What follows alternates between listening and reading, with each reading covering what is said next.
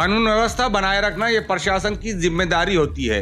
अगर डीएम यानी district magistrate और एसपी यानी सुपरिंटेंडेंट ऑफ पुलिस को लगता है कि वो स्थिति संभाल नहीं सकते तो इन्हें अपने पद से इस्तीफा दे देना चाहिए या फिर इन्हें कहीं और ट्रांसफर ले लेना चाहिए।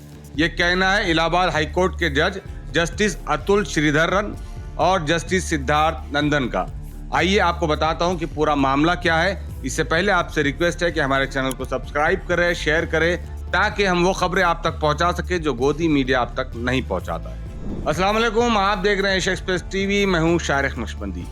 मनाजिर खान जो संभल के रहने वाले हैं, उन्होंने इलाहाबाद हाईकोर्ट में एक पिटीशन दाखिल की और डिस्ट्रिक्ट एडमिनिस्ट्रेशन के उस ऑर्डर को रद्द करने की मांग की जिसमें संभल की गाटा तकिया की एक मस्जिद में सिर्फ 20 नमाजियों को नमाज पढ़ने की इजाज़त दी गई और इजाज़त ना देने के पीछे कानून व्यवस्था बताई जा रही है।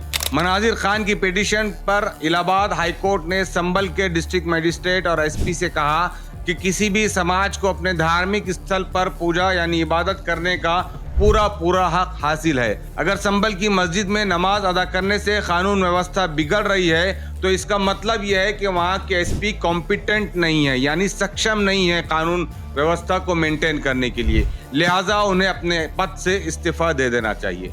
ये कोई मामूली टिप्पणी नहीं है, ये इलाहाबाद हाईकोर्ट के 2 बड़े और मशहूर जजेस की तरफ से टिप्पणी की गई है।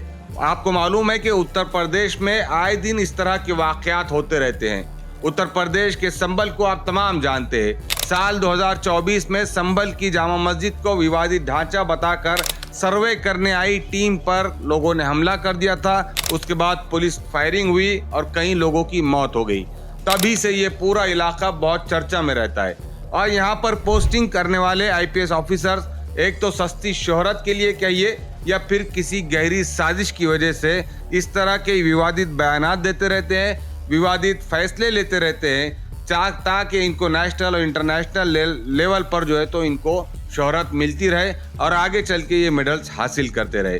लेकिन इन मेडल्स के चक्कर में, इस शोहरत के चक्कर में नुकसान देश का हो रहा है, नुकसान उत्तर प्रदेश का हो रहा है। ये कहीं ना कहीं सोचने और समझने की जरूरत है कि किसी भी आईपीएस ऑफिसर को या किसी भी आईएएस ऑफिसर को कोई भी फैसले लेने से पहले उसके क्या रिएक्शंस आएंगे, उसके रिएक्शंस एक सोसाइटी पर क्या पड़ेंगे, उसके रिएक्शन उस शहर पर, उस स्टेट पर और उस देश पर क्या पड़ेंगे, इस बारे में खास तौर से सोचने की जरूरत है। तो ये था संभल की जामा मस्जिद में नमाजियों को रोकने से मुताल्लिक हाईकोर्ट के एक अहम फैसले का अपडेट मैंने आप तक पहुंचाने की कोशिश की है। आपसे फिर रिक्वेस्ट है कि हमारे चैनल को सब्सक्राइब करें, शेयर करें, ताकि वो खबरें हम आप तक पहुंचा सके जो गोदी मीडिया आप तक नहीं पहुंचाता। शुक्रिया।